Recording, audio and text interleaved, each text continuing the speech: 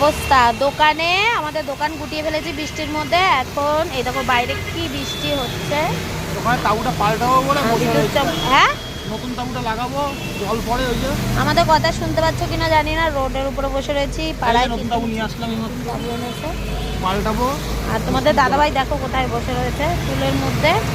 আর আমি কত পরিষ্কার। হ্যাঁ, আর আমি এখানে বসে রয়েছি, দেখাও টেবিলের উপরে আমি বসে রয়েছি। দেখো তোমার দিদিভাই টেবিলের উপর উঠে বসেছে বৃষ্টির জল পড়ছে বলে। এই দেখো জল পড়ে তো তাবু দিয়ে, ওই জন্য তাবুটা পাল্টাবো, এই জন্য বসে রয়েছে দুজনে।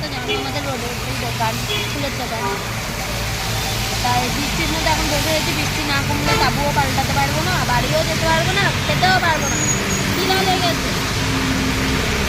আর চলো বৃষ্টিটা কমুক, তারপরে হচ্ছে আর টাকার ব্যাগ সব বাড়ি পাঠিয়ে দিয়েছি বৃষ্টির জন্য। সব দোকানের সব মালপত্র রেখে এসেছি বৃষ্টির আগে আগে।